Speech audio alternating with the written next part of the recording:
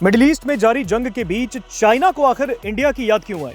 पश्चिम Asia में बढ़ते तनाव और बदलती वैश्विक राजनीति के बीच ड्रैगन के सुर अब बदलते दिख रहे हैं। चीन के विदेश मंत्री वांग यी ने भारत के साथ सुधरते रिश्तों को लेकर एक ऐसा बयान दिया है जिसने पूरी दुनिया का ध्यान अपनी ओर खींच लिया है। आखिर क्यों चाइना अचानक भारत को अपना साझेदार बताने लगा? क्या यह मजबूरी है या कोई नई कूटनीति?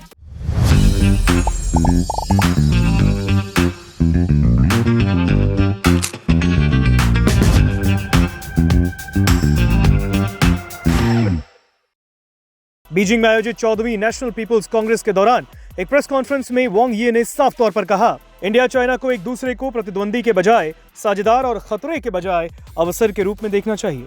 चीन और भारत महत्वपूर्ण पड़ोसी हैं और दोनों ग्लोबल साउथ के सदस्य होने के नाते गहरे सांस्कृतिक संबंध और व्यापक साझा हित रखते हैं। वांग यी का मानना है कि अगर चाइना और भारत के बीच आपसी विश्वास बढ़ता है तो ये पूरे एशिया के विकास के लिए मील का पत्थर साबित होगा। वांग यी ने प्रधानमंत्री नरेंद्र मोदी और राष्ट्रपति शी जिनपिंग की तियानजिन में हुई मुलाकात का भी जिक्र किया। उन्होंने कहा, इन बैठकों ने रिश्तों में जमी बर्फ को पिघलाने का काम किया।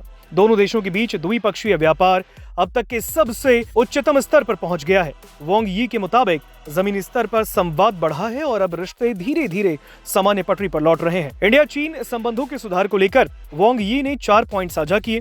दोनों देशों को एक दूसरे को प्रतिद्वंदी के बजाय साझेदार और खतरे के बजाय अवसर के रूप में देखना चाहिए। वांग यी ने सीमावर्ती क्षेत्रों में शांति और स्थिरता बनाए रखने के साथ साथ अच्छे पड़ोसी के धर्म को निभाने पर जोर दिया। वांग यी ने कहा कि भारत और चीन को इस साल और अगले साल ब्रिक्स की बारी बारी से अध्यक्षता करने में एक दूसरे का समर्थन करना चाहिए। दोनों देशों को एक दूसरे की ओर कदम बढ़ाते हुए बाधाओं को दूर करना चाहिए ताकि अंतर्राष्ट्रीय मंच पर जिम्मेदारी का प्रदर्शन किया जा सके। वांग यी ने इस बात पर जोर दिया कि भारत और चीन को ब्रिक्स की अध्यक्षता में एक दूसरे का पूरा समर्थन करना चाहिए। इस साल भारत अध्यक्ष है और अगले साल चीन ये जिम्मेदारी संभालेगा। उन्होंने कहा कि दोनों देशों को मिलकर ग्लोबल साउथ के देशों को एक नई उम्मीद देनी होगी। लेकिन सवाल उठता है कि चीन अचानक इतना नरम क्यों हो गया? एक्सपर्ट्स कहते हैं कि इसके पीछे अमेरिका की बढ़ती घेराबंदी है। अमेरिका ने आर्थिक और रणनीतिक स्तर पर चीन को घेरना शुरू कर दिया। वेनेजुएला से लेकर ईरान तक अमेरिका के कड़े रुख ने चीन को बैकफुट पर धकेल दिया। ऐसे में चीन को डर है कि कहीं अंतर्राष्ट्रीय मंच पर वो अकेला ना पड़ जाए, इसलिए वो भारत और रूस जैसे पड़ोसियों को अपने खेमे में बना रखने की पुरजोर कोशिश कर रहा है। और ये वजह है कि आज बीजिंग की जमीन से दोस्ती और भाईचारे की दलीलें दी जा रही हैं।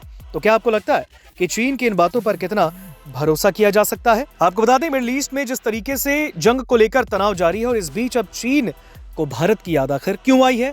पश्चिम एशिया में बढ़ते तनाव और बदलती वैश्विक राजनीति के बीच ड्रैगन के सुर अब थोड़े बदलते दिख रहे हैं, वो भी भारत को लेकर।